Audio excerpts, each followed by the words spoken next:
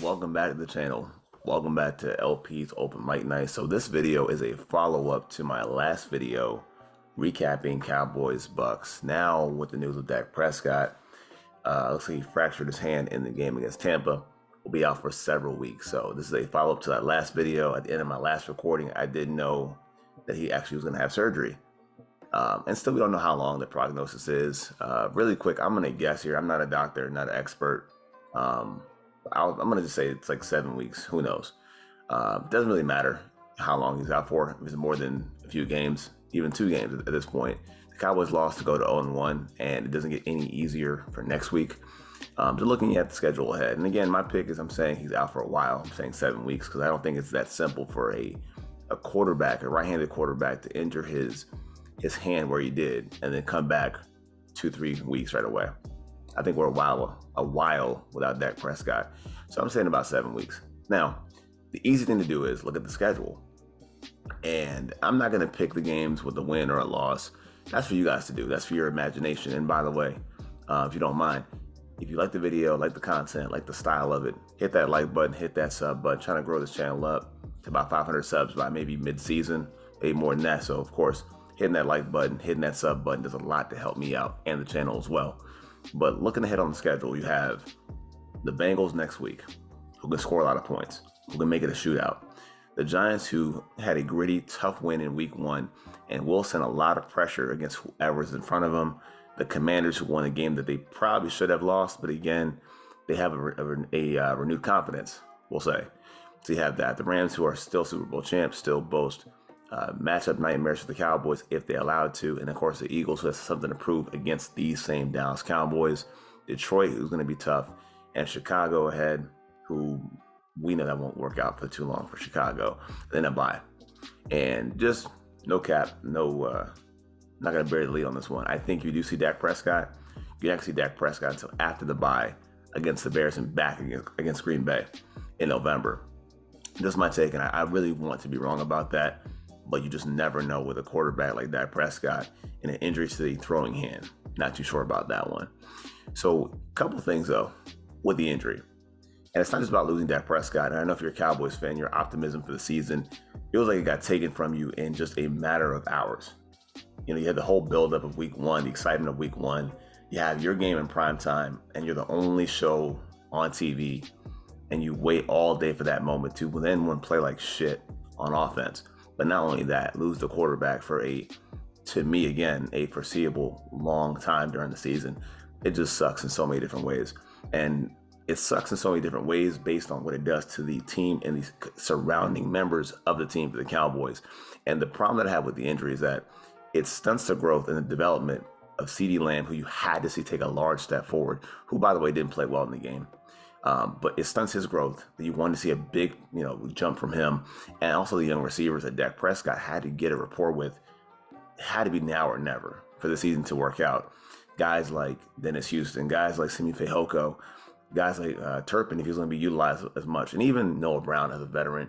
You wanted him to kind of acclimate himself to what they were doing. And you wanted Dak to spend time with them to grow together.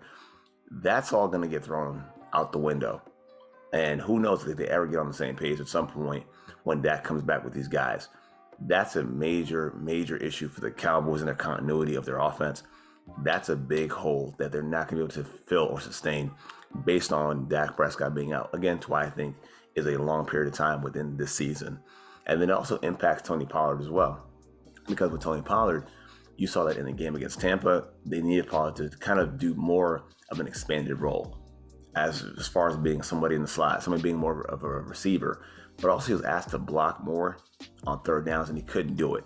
And that means with a backup quarterback, a quarterback who's not as experienced and may not see the field as well, that means you have to reduce Tony Pollard to have Zeke more in the game plan. And some like that. Some prefer Zeke over Pollard by a mile. So if you're that kind of person, you get exactly what you want. But it doesn't limit Tony Pollard off the field on third downs, where he should be utilized more, but it's not going to happen with Cooper Rush at quarterback, so we believe.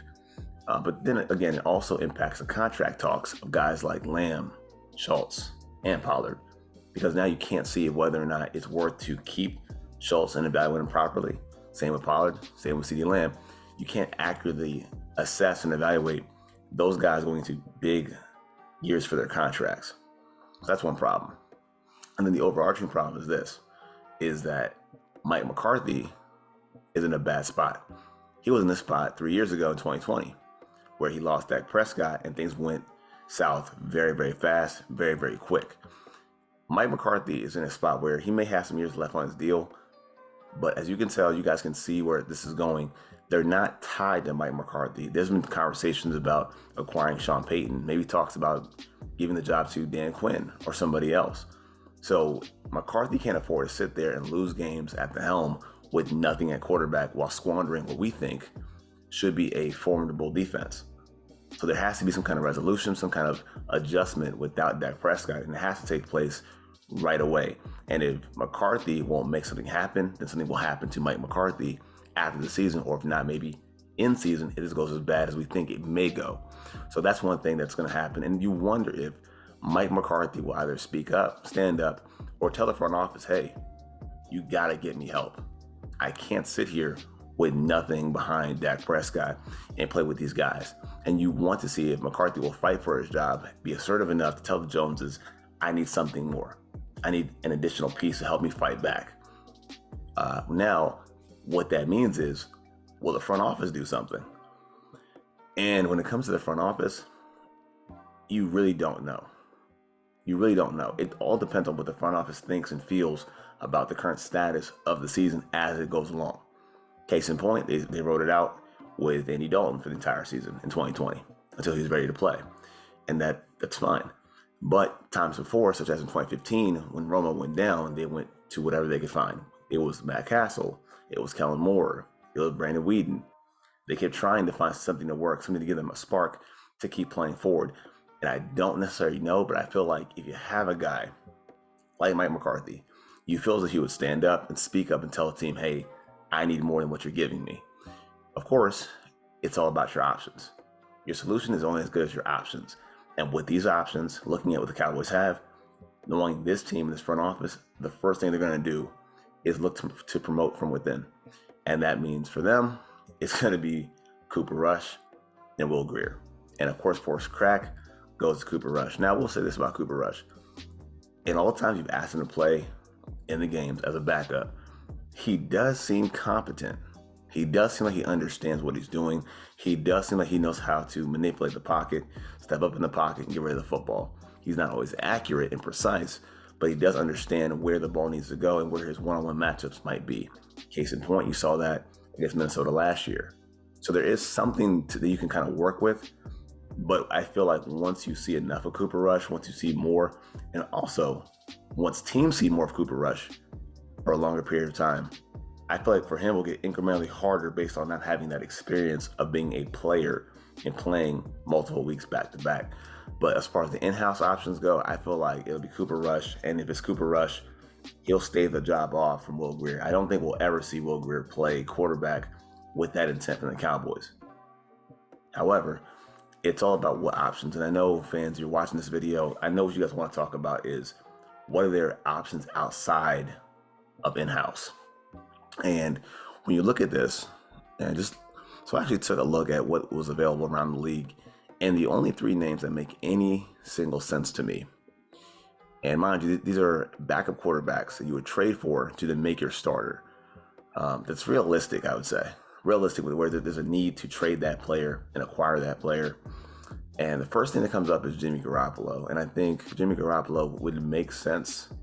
I don't think he's a very great quarterback, but I feel like Jimmy Garoppolo is in a situation where mutually he doesn't want to be there. Or he could kind of twist the team's arm to get rid of him, keep him. But I feel like all things were to kind of shake out, he could force his way out of town and maybe to the Cowboys, possibly. Again, the cost of doing business would not be what you wanted to be. I feel like going outside the team will cost you a lot, whether it be draft capital, it'll cost you a lot. So one name to look at might be Jimmy Garoppolo. Now, for a lesser name to look at, that probably won't be as much to get, might be Teddy Bridgewater. You know, Teddy Bridgewater, who is a veteran quarterback, very safe, not going to make too many mistakes, not going to really stretch the field or wow you down the field, but is a veteran who's been in the league for a while, has a little bit of grit, a little bit of toughness, some mobility, but for the most part doesn't make that big mistake he will limit your offense, but he won't make that big mistake. And I feel like trading for a team outside of your conference, like the Dolphins, might make sense for a guy like Teddy Bridgewater to come in and kind of hold down the fort for a little bit. And then lastly, the only name that I thought might have made any sense that they could do within reason would be Colt McCoy, who's a backup on the Cardinals. He's been a backup for many, many, many years. And for him, it would be a homecoming of sorts. So I almost feel like maybe Colt McCoy could be an option you could trade for. Wouldn't get you wouldn't have to pay a whole lot for Colt McCoy. And that might be one of your options with taking a guy like Colt McCoy to kind of, again, steady the fort, hold it down for Dak Prescott. If, again, like I said, Dak Prescott is out for, let's say, 7 weeks, returning back in November. Kind of how I see it playing out. But ultimately, with his front office, what I think will happen and how it shouldn't happen, but will happen, knowing the Joneses, they're not going to trade. If I had to pick today and you're asking me what I think will happen, they're going to kind of just hold serve, stick it out with Cooper Rush, and hope for the best. And we'll see what happens, which I think either way, for the Cowboys, it's going to be a long haul without Dak Prescott, and they're going to have to find something to kind of hang their hats on to stay in these games. I won't predict wins and losses. I think we're too far ahead of that, and I think it's still early to see what these other teams are. But that being said, thanks for watching the video. If you like the video, leave that like, sub, comment. Let me know what you guys think too. What options you guys would go with, if there's better options besides the ones that I mentioned, or if you think that Cooper Rush might actually do a pretty decent job. But let me know in the comment section. Hit that like button, hit that sub button. If you want to follow my first video, I'm talking about the game itself, but talking about Dak Prescott and what that means now moving forward. So thank y'all for watching. As always, Cowboys up. Peace.